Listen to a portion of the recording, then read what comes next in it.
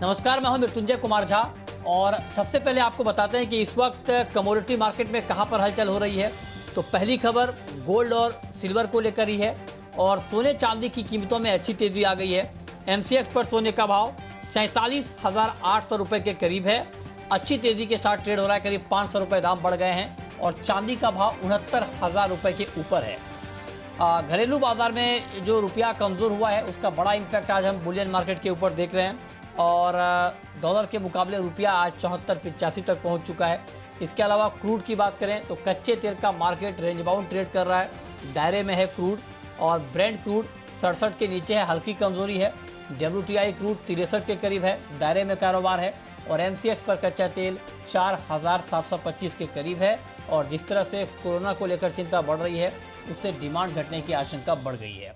इसके अलावा metal market को देखें तो यहाँ पर चौतरफा बाइंग है। MCX कॉपर 730 के करीब है, करीब 0.3% की तेजी है। जिंक, निकेल, एल्युमिनियम, लेड ये सारे के सारे काउंटर बेस मेटल के तेजी के साथ ट्रेड कर रहे हैं। इसके अलावा सोयाबीन की बात करें तो यहाँ पर ज़बरदस्त उछाल है, 7350 के पार चला गया है भाव, 3% तक दाम यहाँ पर बढ़ चुके हैं और मई वायदा ने 7,388 के नए स्तर को छुआ है। महीने भर में 30% से ज़्यादा दाम बढ़ गए हैं। इसके अलावा सरसों में भी रिकॉर्ड तेज़ी है। सरसों का वायदा 7,073 की नई ऊंचाई पर पहुंचा है। महीने भर में 20% से ज़्यादा की तेज़ी आ गई है।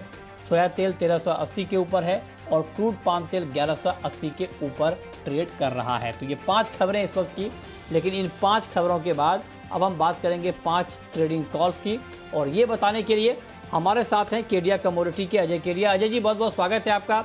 बताएं, आज हमने सुबह 11:30 बजे यही थीम रखा था कि गोल्ड का बोल्ड स्टेप, और आप देखिए उसके बाद तेजी और बढ़ी है। तो क्या अभी आज ये तेजी और बढ़ सकती है, खरीदना चाहिए गोल्ड? गुड आफ्टरनून मिथुन जी। बिल्कुल, मुझे लगता है कि गोल्ड जिस ढंग से पिछले एक हफ्ते के अंदर रिबाउंड किया, इंटरनेशनल में भी हमने देखा प्राइजेस ने 1700, 1750 और अब 1770 के ऊपर मेंटेन है। ये कहीं ना कहीं स्ट्रॉन्ग स्टेटमेंट दिखाई दे रहा है। वहीं डोमेस्टिक मार्केट में रुपए में भी जो गिरावट है वो प्राइजेस को सपोर्ट कर रही है। तो आई थिंक इंटरनेशनल मार्केट अब 1800 से 1840 तक जाने की कोशिश करेगा, जबकि डोमेस्टिक मार्केट में मुझे लगता है कि आज के सेशन में 48,000 का लेवल छू सकता है। फंडामेंटल साइड हमने ऑलरेडी रुपए में गिरावट, डॉलर इंडेक्स में गिरावट, बॉन्ड यील्ड में गिरावट और कोरोना का जो कंसर्न बढ़ रहा है, ये कहीं ना कहीं गोल्ड को सपोर्ट कर रहा है as a safe haven buying. तो बिल्कुल गोल्ड बाय करके चलिए। 48,000 का इमीडिएट टारगेट, ओवरऑल इंटरनेशनल में मुझे लगता है 1840 का भी टारगेट हमें अप्रैल मंथ में ही देखने मिल जाएगा। ठीक है, कॉपर का मार्केट आपको कैसा लग रहा है? कॉपर में किस तरह का ट्रेड आप देख रहे हैं और कॉपर में करना क्या चाहिए? मुझे लगता है कि कॉपर में भी अब धीरे धीरे मोमेंटम स्ट्रांग हुआ है। नो डाउट थोड़ा कंसर्न रहता है कोविड को लेकर, लेकिन अब जिस ढंग से लिक्विडिटी पंपिंग की गई है इकोनॉमी और नंबर जो आ रहे हैं, चाहे चाइना से हो चाहे यूएस से, वो काफ़ी स्ट्रांग है। तो आई थिंक ऑलरेडी मार्केट ने नया ब्रेकआउट दे चुका है। 720 के ऊपर मार्केट काफ़ी स्ट्रांग हो चुका है। तो आज के लिए 724 या करंट मार्केट से भी लिया जाए तो अपसाइड में मुझे लगता है 734। ओवरऑल प्राइजेस अब मुझे लगता है कि 780 तक भी नया हाई बनाता हुआ दिखाई देगा आने वाले दिनों में। ओके, ठीक है। क्रूड में क्या लगता है आपको, डिमांड घटने की चिंता एक बार फिर से मार्केट पर हावी है, तो ऐसे में क्या कच्चा तेल अभी बेचकर ही चला जाए? क्या व्यू होगा आपका क्रूड पर?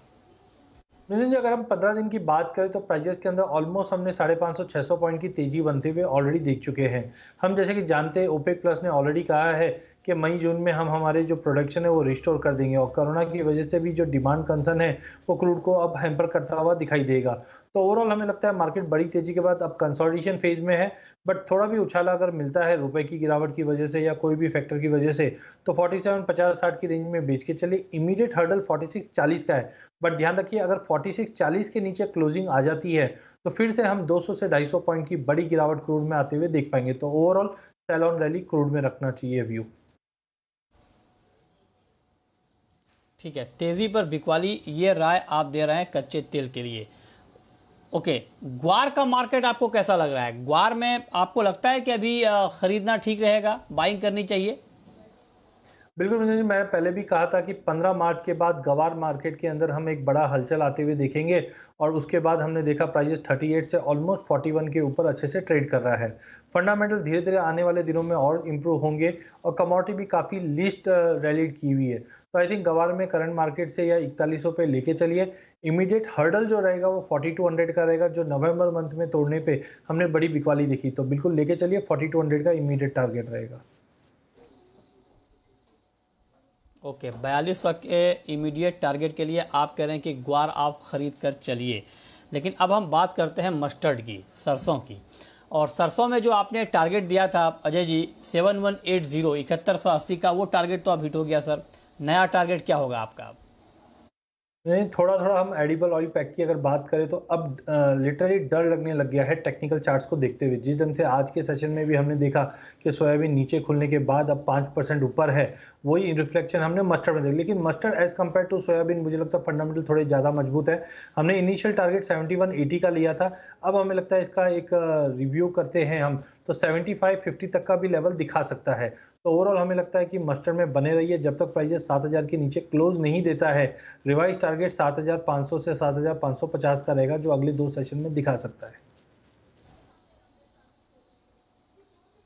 ओके, तो ये राय हो गई आपकी मस्टर्ड के ऊपर।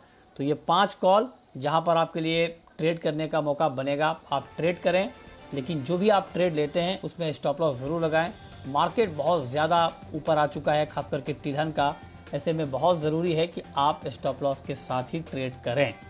चलिए, बहुत शुक्रिया अजय जी आपका हमारे साथ जुड़ने के लिए, बताने के लिए कहाँ पर कमाई के मौके बनेंगे।